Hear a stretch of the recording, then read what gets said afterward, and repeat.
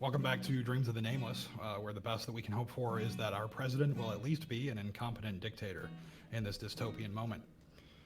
These countries you see here represent arguably the top allies of the United States, who between them range between 11% to 23% confidence that Trump will do the right thing.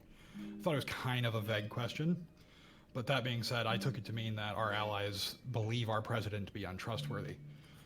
Who the hell cares? I'd say you do. You should. I care. You care. Even if you say you don't care, because that's literally the president's job.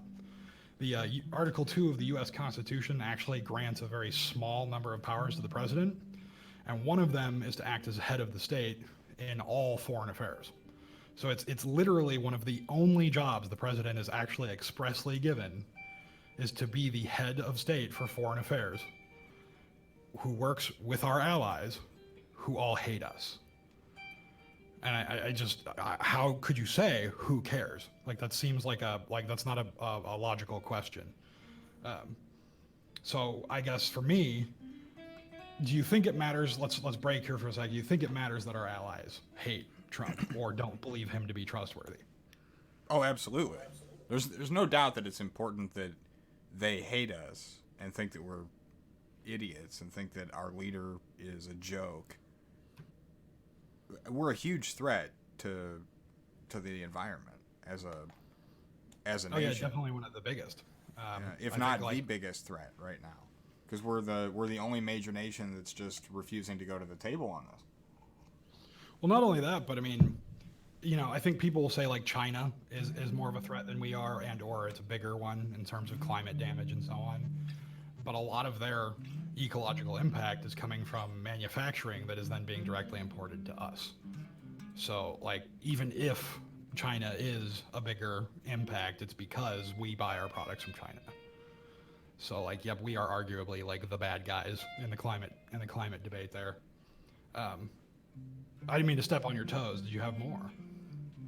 No, I mean that's good enough to answer that first part of the Yeah, that little discussion. tidbit. So, and maybe I'm harsh to say this, but I think one of the things that makes this meme worse, and it just got me super mad last night, is that these idiots that share this, and again, maybe that's too mean to say they're idiots, but they think this actually supports Trump. They're sharing it because like the first comment I saw on this particular meme was like, "America first, motherfucker," as though like this is evidence or proof that because the world hates us, it means he's doing a good job. And it's just, if you have even like a mediocre understanding of politics, you can easily grasp the idea that like his sole job is to work with our allies, of course, to our benefit. But that's the point of the job is that it's diplomacy. There's a give and a take. And if they hate us, there's no give and take. They don't trust him. They're not giving anything. They don't want to take things from us. Like step one of job failed. Like this is not proof. And in fact, I think it goes so far as to be like counter evidence to your point, because it's literally he's failing his job, and you're saying, "Look how great it is.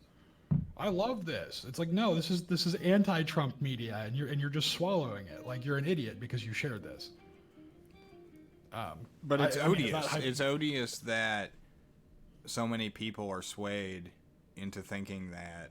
Because here's the thing: the reason that lots of Americans don't care that we are becoming less internationally respected and that global leaders are repulsed by our leader, the reason they don't care is they view those leaders as the head of a essentially a liberal order that they want to challenge, that they want to dismantle, because that order is increasingly opposed to the white hegemony, patriarchal, old. I don't know. There's a term for governments controlled by old white men. There's actually a term for it, but I can't I can't retrieve it from my brain piece.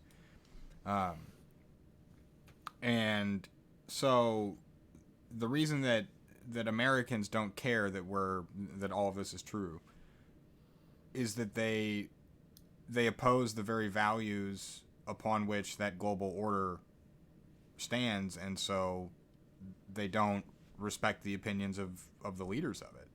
And that's problematic because it's another instance where, you know, if you draw the world out like a caricature or a comic book or whatever, we're not like one of the Justice League anymore, or one of the good guys, or we can't even pretend at this point. We're hanging out with Saudi Arabia that's beheading people and stoning women and shit for fucking adultery. So we're totally on the bad guy side.